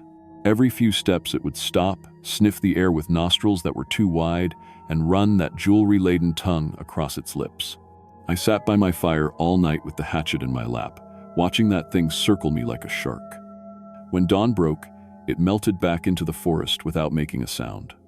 On the third day, I tried to leave, but when I reached the valley entrance, my exit was blocked by a wall of human remains. Fresh corpses mixed with older skeletons, stacked 15 feet high and cemented together with what looked like dried blood and sinew. The smell was indescribable. I could see camping gear mixed in with the carnage, backpacks, sleeping bags, hiking boots. This thing had been collecting people for years, decades maybe, using their remains to seal the valley. I was trapped. As I explored deeper, I found more evidence. Bone monuments scattered throughout the forest, each one a gruesome work of art, and carved into tree trunks. Messages in what looked like fingernails: feed the hunger, and become one with the valley. On the fourth day, it started using voices. Help me, it called from the forest in a child's voice. I'm scared and I can't find my mommy. Then an old man's voice. Please, I think I'm having a heart attack. A woman's voice, sobbing. Don't leave me here to die. Each voice was perfect, complete with regional accents and emotional inflection. This thing wasn't just collecting bodies, it was harvesting personalities, storing the essence of everyone it consumed. It would use the voices to lure me away from my camp. I'd hear someone in distress and every human instinct would scream at me to help. But through my binoculars, I could see it hiding behind the trees, waiting. By the fifth day, I was getting desperate, woke up to find all my food missing. In its place was a neat arrangement of finger bones, positioned like an offering. The creature was starving me out, following me everywhere, just close enough to stay visible. Like a predator waiting for its prey to weaken. On day 6, I found fresh kills. A family of hikers, parents, and 2 kids arranged in a circle like they were holding hands. They'd been dead maybe 48 hours, partially consumed but positioned with almost loving care. That's when I realized the truth. This thing wasn't just a predator. It was lonely. It had been alone in this valley for God knows how long, collecting people not just for food but for company. The voices, the careful arrangements, the way it studied me. It was trying to understand human connection the only way it knew how. Day 7, I collapsed while trying to fish. Hunger and exhaustion finally caught up with me, and I went down hard by the creek bank. The creature was on me instantly, those spider fingers reaching for my throat. But instead of tearing me apart, it hesitated, tilted its head like it was confused. You smell different, it said in my own voice. Somehow it had learned to mimic me. You smell like machines. Oil, metal. I managed to roll away and grab my hatchet, but instead of attacking, I did something that surprised both of us. I started talking. You're broken, I said, gasping. Like an engine that's been running wrong for too long. All this hunger, this collecting, it's not fixing the real problem. The thing stopped circling me. For the first time, it looked genuinely curious. I fix things for a living, I continued, slowly getting to my feet. Machines, mostly, but I can see what's wrong with you. You're not hungry for food, you're hungry for connection, for what you used to be. It made a sound like wind through broken glass. When it spoke again, the voice was different, older, sadder. I was David Chen, came here in 1987 to prospect for gold, got lost in a snowstorm, started eating. It touched its face with those horrible fingers. Started eating things I shouldn't have eaten, things that made me change. The real story came out in fragments. David Chen, a prospector who'd gotten trapped in the valley during an early blizzard, found the remains of previous victims, gold miners from the 1922nd who'd resorted to cannibalism before dying. Desperate and starving, David had eaten the contaminated flesh. But this wasn't ordinary cannibalism. Something in the valley, some mineral in the water or spore in the air, had transformed him into something that could never stop being hungry. For 37 years, he'd been trapped in this nightmare, watching his humanity slip away piece by piece. The voices weren't just mimicry, they were the last echoes of his victim's consciousness, stored in whatever David had become. I tried to stop, he whispered, but the hunger, it never stops. And I'm so lonely, so very, very lonely. I made a decision that probably saved my life. Instead of trying to fight or run, I sat down, across from him. Tell me about before, I said. Tell me about David Chen. For the next hour, I listened to the story of a man who'd lost everything to addiction. Not gambling like me, but an addiction to human flesh that had literally transformed him into a monster. We were both broken machines, in our own way. When he finished, I stood up slowly and walked to my pack, pulled out my emergency flare gun, the one piece of gear I'd been saving for absolute desperation. David, I said, I can't fix what you've become, but I can fix the loneliness. I aimed the flare gun at the wall of bodies blocking the valley entrance and fired. The red phosphorus ignited the dried meat and bone like a funeral pyre. As the barrier burned, David made a sound like crying. The others, they'll be free now. Their voices. I helped him gather the bone monuments throughout the valley. We burned them all, sending 37 years' worth of victims to whatever piece they could find. When the last fire died down, David looked more human than he had since I'd arrived. Still wrong, still twisted, but somehow more himself. Go, he said, before the hunger comes back, before I can't let you leave. I packed my gear and walked toward the now clear valley entrance. At the threshold, I looked back. David, I called, what will you do now? He was already fading back into the forest. Learn to starve with dignity, he said. It's the last human thing I can do. I hiked out of there and made it to the logging road, where a Forest Service truck picked me up, told them I'd gotten lost and my supplies ran out. They bought the story. I reported David's location to the authorities, but when the search team went out, they found nothing. No valley, no bones, no evidence. The GPS coordinates I gave them led to a solid wall of granite, but I know what I saw. And 3 months later, I got a package with no return address. Inside was a small bone, carving, a perfect miniature of a transmission gear, the kind I work on every day, carved with fingernails into what looked like a fragment of human skull. On the back, scratched in tiny letters, "Thank you for seeing David. I've been clean from gambling ever since."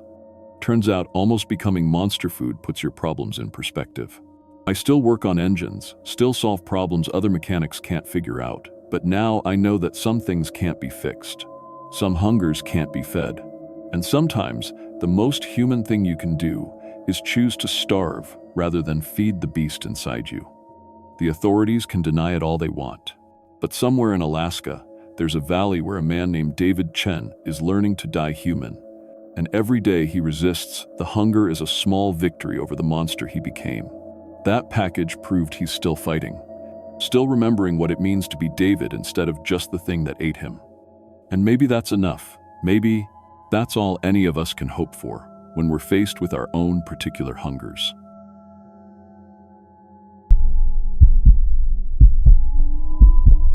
My name is Morgan Chen, and I've been trapped in data entry hell for 3 years at Pacific Northwest Insurance in Seattle, 26 years old, making $32,000 a year, living in a studio apartment where I could touch both walls if I stretched my arms out. Every day was the same routine. 8 hours staring at claim numbers, policy codes, and spreadsheets until my eyes felt like sandpaper. The fluorescent lights hummed constantly, and the air conditioning never worked right.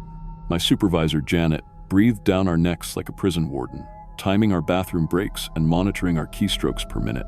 I'd been saving every spare dollar for 8 months, eating ramen and walking to work instead of taking the bus, dreaming of just 5 days away from that office. Away from Janet's nagging, away from the endless forms, away from the crushing routine that was slowly killing my soul. That's when I found what seemed like a miracle. It was a Thursday afternoon, and I was scrolling through budget travel forums during my 15-minute break when I saw a post that made my heart race. Remote Alaska experience, $99 for 5 days, including all transportation, food, and lodging. The company was Wild Alaska Adventures, and they had genuine-looking reviews from real people. Sarah from Portland called it life-changing. Mike from Denver said it was the most authentic wilderness experience I've ever had. I called the number immediately, hands shaking as I dialed. Wild Alaska Adventures, this is Jennifer. came a warm, professional voice. "Hi, I saw your Alaska package online. The $99 one? Oh yes, you're lucky. We only have 2 spots left for next week's trip. We're building our customer base, so we're practically giving these away. All you need is basic camping gear. We provide everything else: transportation from Anchorage, meals, shelter, professional guides." I booked it before I could change my mind, maxing out my credit card for the distress plane ticket to Alaska. 2 weeks later, I was standing outside Anchorage International at 8 a.m., my cheap backpack making me look like exactly what I was, a broke office worker desperate for adventure. Right on schedule, a pristine white van pulled up with Wild Alaska Adventures professionally painted on the side. The driver stepped out, a bearded man in his 40s wearing a company polo, clipboard in hand. "Morgan Chen?" he asked, checking his list. His voice had that easy outdoor guide confidence. "That's me." "Perfect. I'm Tom. Hop in the back. You're joining some other adventurers." I slid into the van where 3 other people were already seated, all of us wearing that same eager expression of city dwellers about to taste real wilderness. There was Jake Morrison, a 19-year-old computer science student from Denver with nervous energy and calloused hands that suggested he actually did outdoor stuff, not just watched YouTube videos about it. He was telling everyone about his summer job at REI and the survival techniques he'd learned from his dad, an ex-Marine. Lisa and Mark Hensley from Portland were the couple, both teachers in their early 30s, married 5 years, saving for a house but desperate for one big adventure first. Lisa taught 3rd grade and had this infectious laugh. Mark taught high school history and kept making jokes about Lewis and Clark. They held hands constantly and finished each other's sentences. You could tell they genuinely loved each other. These weren't random strangers. These were real people with real lives. And as we drove north through increasingly dramatic Alaskan scenery, I learned their stories. Jake's mom had died of cancer the year before, and he was using her life insurance money to see the world before college consumed his life. Lisa and Mark had been trying to have kids for 2 years with no luck, and their marriage counselor had suggested they do something exciting together to reconnect. We were all running from something, looking for something, hoping Alaska would give us answers we couldn't find in our normal lives. Tom was the perfect guide, friendly but professional, answering our questions about wildlife and weather without being condescending. After 2 hours, we stopped for lunch at a roadside diner where he bought everyone coffee and laughed at our city kid questions about bears and mosquitoes. "You'll love it out there," he told us as we climbed back into the van. "No cell service, no internet, no distractions, just you and the wilderness. That's what you paid for, right?" But after 4 hours of driving, something started feeling wrong. We hadn't seen another vehicle in over an hour. The road had degraded from paved highway to gravel logging road to barely a trail. My phone had lost signal around hour 3, which Tom explained was normal. But the landscape was getting too remote, too isolated, even for Alaska. "How much further?" Lisa asked, and I could hear a note of worry creeping into her voice. "Not much now," Tom said, but his friendly demeanor had shifted slightly. More focused, less chatty. "We're entering the preserve. No turning back now, even if we wanted to." The way he said it made my stomach clench. Finally, just as the sun was getting low, we pulled into what looked like a legitimate wilderness camp. Several log cabins, a main lodge, solar panels, propane storage, all the infrastructure you'd expect. It was actually impressive, clearly expensive, and professionally maintained. Rex, our head guide, was waiting by the main fire pit. Mid-40s, built like a lumberjack, with the kind of confidence that comes from years of managing city people in dangerous places. He had intelligent eyes and a firm handshake, and when he welcomed us to real Alaska, it felt genuine. That first evening around the campfire, as Rex explained the rules and boundaries, everything seemed perfect. The orange tape markers formed a 15-square-mile preserve with plenty to explore. Radio check-ins every 12 hours were non-negotiable for safety. The wilderness could kill you fast if you weren't careful. "This isn't Disneyland," Rex said, his face serious in the firelight. "People die out here. Every year. Following the rules isn't a suggestion, it's what keeps you alive." Jake asked about the wildlife. Mark wanted to know about the geological features. Lisa worried about the weather. Rex answered everything with professional competence. and I felt my anxiety melting away. These were serious people running a legitimate operation. The first day was everything they'd promised. Rex took us on a moderate hike, teaching us to read animal tracks, identify edible plants, and recognize dangerous terrain. The orange markers were everywhere, bright and obvious. Jake impressed everyone by actually knowing some of the plants from his survival training. Lisa found a family of ptarmigan and squealed with delight. Mark kept comparing everything to historical expeditions he'd read about. I just breathed clean air and felt my office worker stress dissolving into the massive Alaskan landscape. That evening, Rex announced something special. "Tomorrow, we're going to do an advanced wilderness challenge," he said as we sat around the fire, full of fresh-caught salmon and wild berries. "Each of you will be taken to a different location within the preserve for a solo survival exercise. 48 hours to make it back to base camp using what you've learned." "Is that safe?" Lisa asked, and Mark squeezed her hand reassuringly. "Completely," Rex said.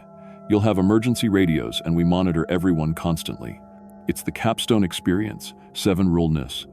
What separates real wilderness adventurers from weekend tourists. Plus," he grinned, "whoever makes it back first gets their full trip refunded." A free Alaska adventure? I was definitely in. Jake was, practically vibrating with excitement, asking technical questions about gear and navigation. Lisa and Mark whispered to each other but seemed game. Rex walked us through basic survival priorities: shelter, water, signaling, our ally, and helped us pack minimal gear. Water bottle, knife, emergency radio, basic first aid. "Get a good night's sleep," he said as we headed to our cabins. "Tomorrow you become real Alaskans." But when I woke up, I wasn't in the cabin. I was lying on damp forest floor in a small clearing, wearing the same clothes I'd fallen asleep in. My head felt like it was stuffed with cotton, my thoughts sluggish and confused. The last thing I remembered was sitting around the fire after dinner, talking about our jobs back home. Rex had brought out a bottle of whiskey to celebrate our last night. Now I was alone in the woods with just a water bottle and hunting knife. I found a folded paper in my jacket pocket, the words written in neat block letters. "The hunt begins at noon. Run." I checked my watch. 11:47 a.m. That's when I heard the sound that turned my blood to ice. Multiple engines starting up in the distance. Not just 1 or 2 vehicles, but what sounded like a coordinated fleet. ATVs, trucks, maybe motorcycles. The mechanical roar echoed through the trees, and underneath it, I could hear voices talking on radios with military precision. "All teams check in. Target deployment confirmed." "Copy that. Beginning sweep pattern alpha. Team 2 moving to block river crossing. Team 3 has overwatch on the ridgeline." These weren't wilderness guides. This was a hunting operation. And we were the prey. I started running, crashing through underbrush as my mind tried to process what was happening. The whiskey, the night before, we'd been drugged. The survival challenge was a lie. We were victims in some sick game, and somewhere out there, Jake was waking up to the same horror. Lisa and Mark were stumbling through the forest, probably holding hands, trying to make sense of the nightmare their romantic adventure had become. The radio chatter got closer, more intense. Movement in Sector 7, possible Target 3. Visual confirmation on Target 1, young male moving north-northwest. Jake. They were tracking Jake. I climbed the nearest tall tree and spotted him through the canopy about half a mile away, running in panicked zigzags while an ATV closed in from his left flank. The driver wore full camouflage and carried what looked like a tranquilizer rifle. Not trying to kill Jake quickly, this was about the sport, the chase, the slow hunt. I was too far away to help, too far to warn him. I watched in helpless horror as Jake stumbled into a clearing and the ATV rider raised his weapon. The dart hit Jake in the shoulder, and he went down hard. But he didn't stay down. Even drugged, Jake fought like hell as 2 more hunters emerged from the trees. His Marine father had trained him well. It took 3 men to subdue him, and even then he was kicking and snarling. They zip-tied his hands and dragged him toward a trailer I could barely make out through the trees. This wasn't a quick kill. They were collecting us alive. I climbed down and kept running, my office worker body already screaming in protest. But adrenaline and terror kept me moving as the radio chatter intensified. Target 1 secured. Moving to collection point. Target 2 and 4 still mobile in sectors 3 and 5, Lisa and Mark. They were still out there. I found a hunting tree stand around 2 p.m., a professional blind equipped with expensive optics and weapons. Night vision scopes, thermal imaging cameras, high-end hunting rifles. This wasn't amateur hour, this was a business. In a weatherproof box, I discovered the documents that explained everything. Contracts, receipts, payment confirmations, client names and signatures, dates and services rendered. The numbers made my hands shake. Premium human hunting experience, $75,000 per client. Alaskan wilderness setting with professional tracking support. Targets selected for optimal challenge level. There were dozens of these contracts going, back years. Different outdoor adventure companies all serving as fronts for the same operation. They weren't just murdering random people. They were running a luxury hunting business for wealthy psychopaths, and we were the product. One receipt showed a payment from someone named Dr. Harrison Whitfield, MD, with a note. Exceptional service. The female target provided excellent sport. Will recommend to colleagues. I stuffed the papers in my jacket and climbed down, my stomach churning. Somewhere out there, Lisa and Mark were being hunted by rich people who'd paid premium prices to murder them for entertainment. The next 36 hours were a nightmare of running, hiding, and listening to the radio chatter as the hunters coordinated their search. They used military tactics, teams of 2 or 3, overlapping fields of fire, systematic grid searches. These weren't weekend warriors playing soldier. They were professionals, possibly ex-military themselves, who'd turned human hunting into a precise science. I heard them find Lisa and Mark on the second morning. The radios crackled with excitement as the hunters closed in on Sector 5. I was hiding in a drainage ditch about a mile away, but the sound carried clearly through the still air. Targets 2 and 4 are together, moving as a pair. Copy that. They're heading for the creek. Set up the blind. Then I heard Lisa scream. Not a short scream of surprise or fear, but a long, agonized wail that echoed through the forest and cut straight through my soul. Mark was shouting her name, and there was gunfire. Not the sharp crack of hunting rifles, but the duller pop of tranquilizer guns. The radio chatter turned clinical. Female. Target down. Male target attempting to protect. Beautiful work, gentlemen. Excellent tracking, Team 3. The chase lasted nearly 4 hours. Dr. Whitfield will be very pleased with today's sport. That night, driven by guilt and rage, I crept toward where I'd heard the screams. I found them in a small clearing, and the sight is burned into my memory forever. They weren't dead. That would have been a mercy. Lisa and Mark were strung up between 2 trees, conscious but drugged, while 3 men in expensive hunting gear took turns with knives, making small cuts, causing pain, drawing out the experience. One of them was filming with a professional camera, while another took notes in a leather journal. Client specifically requested extended duration, one hunter said to another. Dr. Whitfield pays extra for the full experience. They were torturing my friends to death for a customer who couldn't even be bothered to show up in person.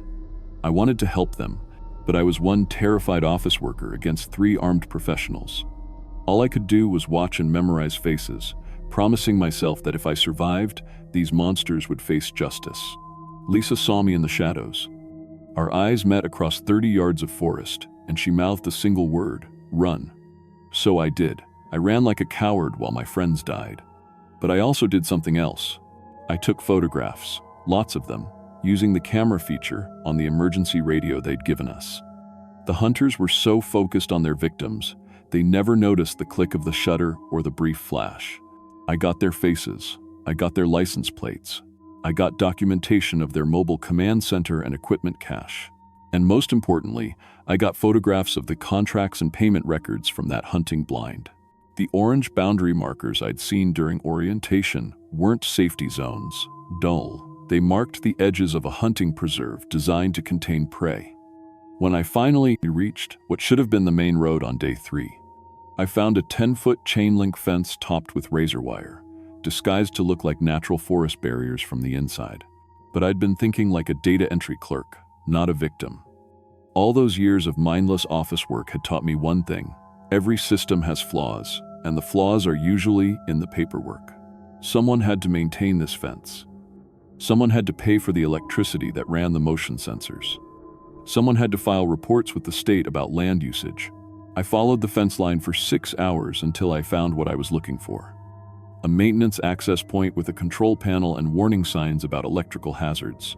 The kind of setup that required regular inspection by licensed technicians. The lock was expensive, but standard, the kind they use on utility infrastructure. Jake's survival training had included basic lockpicking, and he'd shown us some tricks around the campfire. It took me 2 hours of patient work with pieces of my knife, but I got it open. On the other side was a gravel service road that led to a state highway. A trucker named Bill picked me up at dawn, half dead from exhaustion and exposure. I told him everything, the whole truth about the hunting preserve, the murdered campers, the wealthy clients paying for human trophies. He drove straight to the Alaska State Police. Trooper Sarah McKenzie took my report seriously, especially when I showed her the photographs and documents I'd stolen. She organized a raid on the preserve within 12 hours, bringing federal agents because of the interstate nature of the operation. But when they got there, the place was completely empty. No buildings, no equipment, no bodies, just pristine wilderness like the hunting preserve had never existed. The hunters had sophisticated protocols for rapid cleanup and evidence disposal. However, those photographs and contracts I'd saved were enough. Dr. Harrison Whitfield was arrested at his Beverly Hills plastic surgery practice 2 weeks later. The financial trail led to 16 other clients across the country: hedge fund managers, tech CEOs, pharmaceutical executives, even a federal judge. Rich, powerful people who'd gotten bored with normal hunting and decided to upgrade to the ultimate prey. The investigation revealed at least 47 missing persons over the past 8 years, all of them people who'd booked budget outdoor adventures with companies that were actually hunting fronts. Young adults with student debt, minimum wage workers saving for vacations, retirees on fixed incomes, people society wouldn't miss for days or weeks. People like me. Jake Morrison, Lisa Hensley, and Mark Hensley were never found. Their families still hold out hope, but I know the truth. They're buried somewhere in the Alaskan wilderness, 3 more trophies in a collection that law enforcement will never fully catalog. I still work data entry in Seattle, but everything has changed. I can't sleep without medication. I can't handle being outdoors alone. The smell of pine trees makes me vomit. And every budget travel deal I see online makes me think about how many other hunting preserves are out there. How many other wealthy monsters are paying premium prices to murder poor people for sport. The worst part? I know we weren't the first, and despite the arrests, I know we weren't the last. Because here's what the news coverage didn't mention. Dr. Whitfield's client list included names that were blacked out for national security reasons. The federal judge who was arrested? His case was mysteriously dismissed on a technicality. 3 of the hedge fund managers fled to countries without extradition treaties and are living comfortably on private islands. The hunting preserve is gone, but the demand is still there. Rich people who think they're above the law because they usually are. And there will always be new operators willing to supply victims to meet that demand. So if you're reading this, especially if you're someone like I was, broke, desperate, looking for a cheap escape from your grinding daily life, please be careful. That amazing deal you found online, that too good to be true adventure package, that friendly company offering bucket list experiences for pennies on the dollar, it might not be what you think. It might be exactly what someone else is hunting for.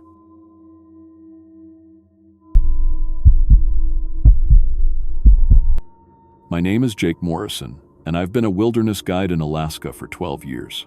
I've led hunting expeditions, fishing trips, and backcountry camping tours through some of the most remote terrain on Earth. I've pulled hypothermic hikers off mountains, tracked down lost hunters, and survived 3 separate bear encounters. I thought I'd seen everything this wilderness could throw at someone. But what happened last September in the Denali backcountry destroyed everything I believed about what lives in Alaska's empty spaces, and why some campers who go missing are never meant to be found. The Hendersons seemed like every other family when they booked their authentic Alaskan wilderness experience through my outfitting company. Mark Henderson, 45, software engineer from Seattle. His wife Sarah, 42, high school teacher. Their twin daughters, Emma and Chloe, both 16 and experienced campers. They wanted 5 days deep in the backcountry, away from cell towers and civilization. I should have trusted my instincts when Mark mentioned they'd been planning this trip for 3 years, ever since their oldest son died in a car accident. "We need to reconnect as a family," Sarah had said over the phone, her voice hollow with grief. "Somewhere quiet. Somewhere we can heal." Red flags were there from the beginning. When I picked them up at the Anchorage airport, Mark was obsessing over GPS coordinates he'd printed from some online forum. "These are the exact coordinates," he kept saying, showing me a crumpled paper. "This is where we need to camp." The coordinates were for a valley about 60 miles northwest of Denali, accessible only by bush plane and then a brutal 8-mile hike. I'd been there once before, years ago, and remembered feeling unsettled by the place, too quiet. No bird sounds, no insect noise, just an oppressive silence that seemed to swallow sound. "Why this specific location?" I asked. Mark's eyes got intense, almost manic. "Research. There are things in Alaska that people don't talk about, phenomena. We're going to document them." I should have refused the booking right then, but they were paying premium rates for the most expensive package, and my business was struggling after a bad summer season. Against my better judgment, I agreed to guide them in. The bush pilot, Tommy Nakasuka, had been flying Alaska for 30 years. He knew every valley, every landing strip, every weather pattern. But when I told him our destination, his face went pale. "You sure about those coordinates?" he asked, checking his charts twice. That's not a good place, Jake. Haven't been there in maybe 15 years. Last time was a search and rescue that went bad." "What happened?" "Family of 4 went missing. Found their camp 3 days later, but..." Tommy shook his head. Gear was still there. Food untouched. Sleeping bags looked like people just vanished from inside them. No tracks, no signs of struggle. Like they just ceased to exist. The Hendersons were listening to every word, but instead of being concerned, they looked excited. Mark was frantically taking notes, and Sarah kept nodding like this confirmed something she already knew. We flew out on a clear morning in mid-September. The valley looked peaceful from the air, thick forest surrounding a small lake, mountains rising on 3 sides. But as we circled for landing, I noticed something that made my stomach drop. In a clearing near the lake's north shore, there were geometric shapes that didn't belong in nature. Perfectly circular clearings in the forest, too uniform to be natural. Tommy saw them too. "Jesus Christ," he muttered, banking hard. "Jake, I don't like this. Those clearings. They weren't there last time I flew over." But Mark was practically vibrating with excitement. "There, land there. That's exactly what we came to find." We landed on a makeshift strip Tommy had used before, just long enough for his Cessna. As we unloaded gear, the silence hit me like a physical weight. No wind through the trees, no animal sounds, nothing. Even our voices seemed muffled, like the air itself was absorbing sound. "I'll be back in 5 days, Tommy called as he prepared for takeoff. "Weather permitting. You got the satellite phone if anything goes wrong." I watched his plane disappear over the mountains, and suddenly we were alone in that unnatural quiet. The hike to the lake took 6 hours through dense forest. The Henderson family seemed energized rather than tired, constantly stopping to examine trees, rocks, anything that looked unusual. Mark had brought multiple cameras and was documenting everything. The girls were taking soil samples and measuring distances between trees. "What exactly are you looking for?" I finally asked. Sarah answered without looking up from her notebook. "Proof. Our son, before he died, he was researching disappearances in remote areas. He found patterns, geographic clusters, where people vanish without explanation. This valley has the highest concentration of unexplained disappearances in Alaska." That's when I realized this wasn't a grieving family seeking healing. This was something much more dangerous. People so desperate to contact their dead son that they'd come to a place where the living disappear. We reached the lake as the sun was setting. The water was perfectly still, reflecting the mountains like black glass. No fish jumping, no insects skimming the surface. The circular clearings I'd seen from the air were even more disturbing up close, perfectly round patches where no vegetation grew, as if the earth itself was dead. "This is it," Mark whispered, setting down his pack at the edge of the nearest circle. This is where we'll make contact. I'd guided a lot of people through grief, but this felt different. Wrong. Mark, maybe we should camp away from these clearings. Something feels off about them. But the family was already setting up their tents in the center of the largest circle. As they worked, I noticed their movements becoming synchronized, like they were all responding to the same unheard rhythm. Emma and Chloe, who'd been chattering constantly during the hike, fell completely silent. That first night, I barely slept. The silence was absolute teen. No wind, no night sounds, nothing. Around 3 a.m., I heard whispering outside my tent, low voices speaking words I couldn't understand. When I looked outside, the Henderson family was standing in a circle around their tents, holding hands, swaying slightly. They were sleepwalking. All 4 of them. I called out, but they didn't respond. Their eyes were open but unfocused, and they were moving their lips in perfect unison, speaking in voices that didn't sound like their own. After about 10 minutes, they simply walked back to their tents and climbed into their sleeping bags. In the morning, none of them remembered anything. Bad dreams, Sarah said when I asked about the sleepwalking. We all had the same dream about Tommy. He was trying to tell us something. Tommy was their dead son. Day 2 was when the disappearances started. Emma vanished first, sometime between breakfast and lunch. 1 minute she was collecting water samples at the lake's edge. The next minute, she was gone. Her equipment was still there, her boots were still on the shore, but Emma had simply vanished. We spent hours searching, calling her name. The silence swallowed our voices like we were shouting into a void. No echo, no response, nothing.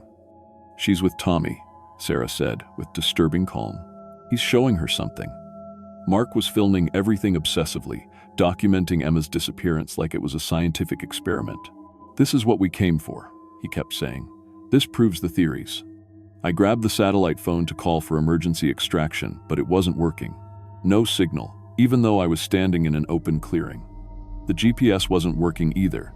It kept showing our location as the middle of the Pacific Ocean. Chloe disappeared that night. I was watching the family's camp from my tent when it happened. Chloe climbed out of her sleeping bag, walked to the edge of the circle, and simply stepped into the forest. Not sleepwalking this time. Her movements were deliberate, purposeful. I tried to follow, but the forest had changed. Paths that had been there during the day were gone. Trees seemed to shift and move in my peripheral vision. After an hour of stumbling through undergrowth, I found myself back at our camp, like the woods had spit me out. Mark and Sarah showed no distress about losing their second daughter. They're together now, Sarah whispered. All 3 of them. That's when I realized the truth. This family hadn't come here to heal from grief. They'd come here to join their dead son, and they'd hired me to witness their disappearance. On the 3rd night, I heard the voices again, but this time they weren't just coming from Mark and Sarah. Emma and Chloe's voices were part of the chorus, speaking from somewhere in the darkness beyond our camp. Dad, Mom, come home. Tommy's waiting. Mark and Sarah walked out of their tent holding hands. They looked at me with eyes that reflected light like an animal's, smiled, and walked toward the tree line. Tell them, we found what we were looking for, Sarah said as they reached the edge of the circle. Then they stepped into the forest and were gone. I was alone in that valley for 2 more days, waiting for Tommy's plane. The voices came every night, now 4 voices calling from the darkness. Sometimes they sounded like the Henderson family, sometimes like my dead grandfather, sometimes like people I'd never met. Join us, Jake. It's peaceful here. No more pain. I found their equipment scattered around the camp. Cameras, phones, camping gear, all abandoned. But the footage on Mark's camera showed things that shouldn't exist. Shapes moving between trees that were too tall, too thin to be human. Faces appearing in the lake's reflection that belonged to no one in our group. The last video was time-stamped after the family had vanished. It showed our empty camp, but you could hear voices. Emma, Chloe, Mark, Sarah, and others I didn't recognize, all talking and laughing like they were having a family reunion. When Tommy finally came to extract me, I was nearly catatonic. The official report listed the Henderson family as victims of a hiking accident, bodies never recovered. Common enough in Alaska that nobody asked hard questions. But I know the truth. That valley is a trap, and the Hendersons walked into it willingly. They found their son, all right. Found him in a place where the dead don't rest and the living don't leave. I quit guiding after that, sold my business, moved to Fairbanks, took a job at a sporting goods store. Safe, normal, indoor work. But every few months, I get emails from people wanting to book trips to that exact valley. Different names, but they all have the same story. Lost family member, research into disappearances, specific coordinates they found online. I delete those emails now because I understand what that place is. It's a feeding ground, and it uses our grief as bait.